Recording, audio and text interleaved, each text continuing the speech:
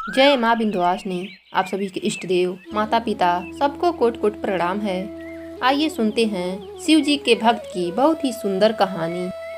एक राज्य में एक राजा थे जिसका नाम स्पर्श था।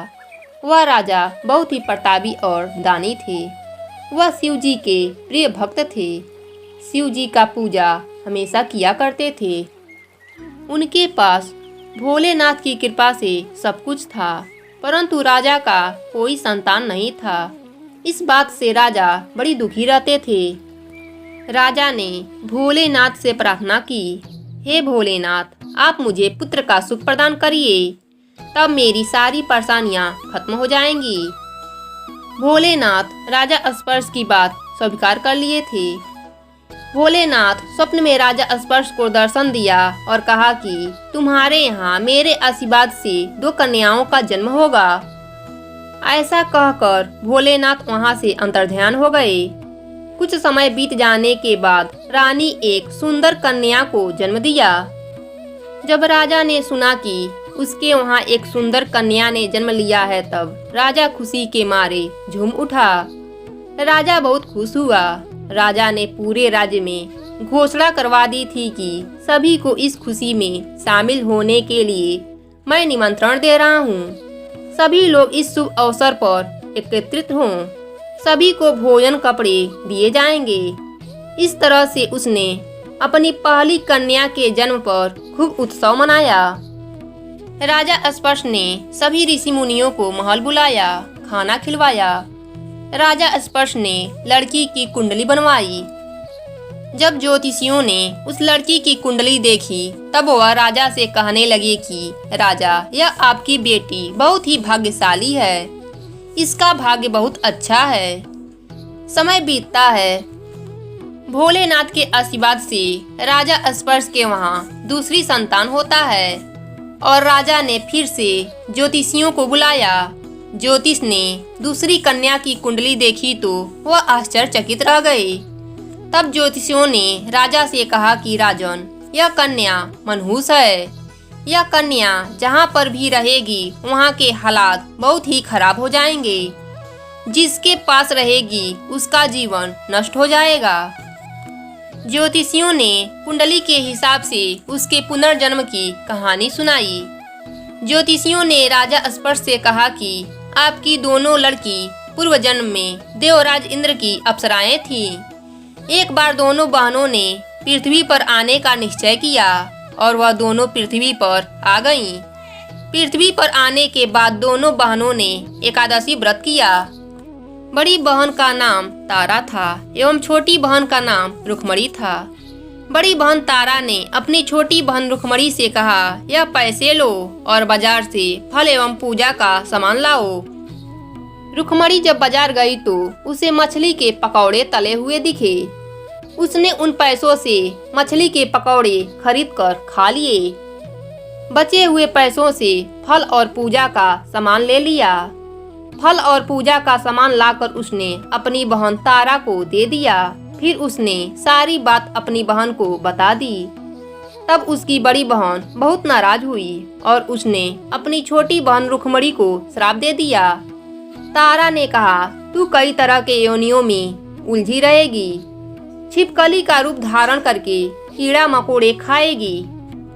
इस तरह बड़ी बहन से रुक्मणी को श्राप मिला। श्राप के अनुसार रुक्मणी ने छिपकली का जन्म ले लिया। एक गुरु गोरखनाथ ऋषि थे। वह ऋषि जंगल में अपने शिष्यों के साथ रहते थे। गुरु गोरख ऋषि के साथ एक घमंडी शिष्य भी रहता था। एक बार वह घमंडी शिष्य ने कमंडल में जल लिया और आश्रम के बाहर सुनसान इलाके में जाकर तपस्या करने लगा। जब वह शिष्य ध्यान में लीन हो गया, वहीं से एक कपिला गाय निकल रही थी। वह गाय ने कमंडल के जल को पूरा पी लिया। जब कपिला गाय उस कमंडल से अपना मुंह निकाल रही थी, तभी उस शिष्य की आंख खुल गई। उस शिष्य ने उस कपिला गाय को मार मार कर अधमरा कर दिया। जब ऋषि गोरख ने यह बात सुनी कि उसका शिष्य ने गाय को मारा है, तब गुरु गोरख ऋषि वहां पहुंचे और अपने शिष्य को भला बुरा कहा और उस घमंडी शिष्य को आश्रम से बाहर निकाल दिया। गुरु गोरख ऋषि बहुत चिंतित हुए क्योंकि उनके शिष्य ने गौ माता का हत्या कर दिया था। गोरख ऋषि ने इस पाप से मुक्ति पाने के लिए बहुत बड़ा यज्ञ किया और उस यज्ञ में आसपास के सभी लोगों को बुलाया। जब घमंडी शिष्य ने यह सुना कि गुरुदेव यज्ञ करवा रहे हैं और उन्होंने सभी लोगों को भोजन पर बुलाया है, तब उसने अपने अपमान का बदला लेने की सोची। यह सोचकर घमंडी शिष्य ने एक सांप का रूप धारण करके भंडारे में बनी हुई खीर में जा गिरा। उस दीवार पर एक छिपकली चिपकी हुई थी। वह छिपकली रुक्मणी थी, जो श्राप के कारण छिपकली बनी थी। उस छिपकली ने यह सब देखा कि इस खीर में सांप गिरा है। यदि इस खीर को पूरे लोगों ने खा लिया तो सारे लोग मर जाएंगे। उस छिपकली ने मन ही मन विचार बना लिया, मैं इस खीर में गिरकर अपनी जान देकर इन सब लोगों की जान बचा सकती हूँ। जैसे ही उस खीर को परोसने के लिए लोग वहाँ पहुँचे, वह छिपकली उस खीर में जा गिरी।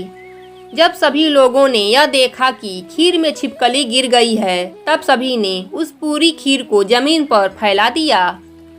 तब सभी को उस खीर में सांप दिखा। तब सभी ने छिपकली के त्याग को समझा। छिपकली का यह त्याग बहुत प्रशंसाजनक था। सभी लोग छिपकली को दुआएं देने लगे और भगवान से प्रार्थना करने लगे कि इस छिपकली को इसकी योनि से मुक्त कर दो और इसे एक इंसान का जीवन दे दो। सभी की प्रार्थना से रुक्मणी छिपकली के योनि से मुक्त हो गई। इसके बाद यह कन्या आपके यहाँ जन्मी है। राजा स्पर्श के सलाहकार कहने लगे कि इस कन्या को आप मार दो, नहीं तो यह आपके भाग्य को खा जाएगी। लेकिन राजा स्पर्श ने कहा कि मैं किसी कन्या की हत्या नहीं कर सकता। तब कुछ लोग राजा स्पर्श को कहने लगे कि यदि आप इस कन्या को मारना नहीं चाहते तो इस कन्या को एक बक्स में बंद करके हीरा सोना चांदी भरकर समुद्र में फेंक दीजिए। यह बक्स जिसको भी मिलेगा वह इस कन्या को पाल पोस कर बड़ा करेगा। राजा ने उस कन्या को बक्स में रखा और पानी में बहा दिया। वह बक्स बहते हुए नदी के किनारे जा पहुंचा। उस बक्से पर एक भंगी की नजर पड़ी। उस भंगी ने उस बक्से को पानी से बाहर निकाला। उस बच्ची को देखकर वह भंगी बड़ा खुश हुआ क्योंकि उस भंगी की कोई संतान नहीं थी। वह भंगी उस लड़की को लेकर अपनी पत्नी के पास गया और अपने पत्नी के गोद में वह लड़की रख दिया। इस तरह से उस लड़की का पालन पोषण उस भंगी द्वारा किया गया। वह कन्या बड़ी हो गई और उसका विवाह भी हो गया। उसकी बड़ी बहन तारा का भी विवाह राजा स्पर्श ने बड़ी धूमधाम से अयोध्या के राजा हरिश्चंद्र से विवाह कर दिया। इस जन्म में तारा का नाम तारामती था। रुक्मणी की सास हरिश्चंद्र के राज्य में साफ सफाई का काम करती थी। एक बार उसकी सास की तबीयत खराब हो गई। रुक्मणी ने राजा हरिश्चंद्र के राज्य में साफ सफाई के लिए गई। जब तारामती की नजर रुक्मणी पर पड़ी तब उसने पूर्व जन्म के अच्छे कर्मों के कारण रुक्मणी को पहचान गई। तारामती ने रुक्मणी को अपने पास बुलाकर बैठने को कहा। तब रुक्मणी ने कहा, आप एक रानी हैं और मैं एक नौकरानी हूँ, मैं आपके पास कैसे बैठ सकती हूँ। तब तारामती ने अपने पिछले जन्म की सारी कहानी बताई और रुक्मणी से कहा कि यदि तुम इस श्राप से मुक्ति पाना चाहती हो तो भोलेनाथ की पूजा करो और महाकालेश्वर के दर्शन के लिए जाओ। तुम्हारी सभी मनोकामना भोलेनाथ जरूर पूरा करेंगे।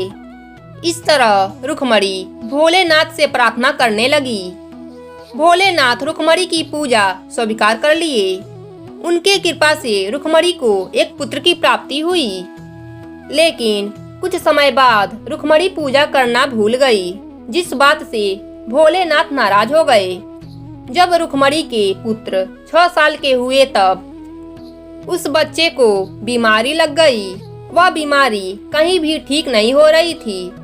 रुक्मणी ने अपनी बड़ी बहन तारामती के पास जाने का निर्णय लिया और उससे मिलने के लिए चली गई। बहन से मिलने के बाद अपनी बड़ी बहन को सारी बात बताई। सब सुनने के बाद तारामती ने रुक्मणी से कहा कि तुमने पूजा करने में कुछ कमी की है, जिसके कारण इसका बीमारी ठीक नहीं हो रहा है।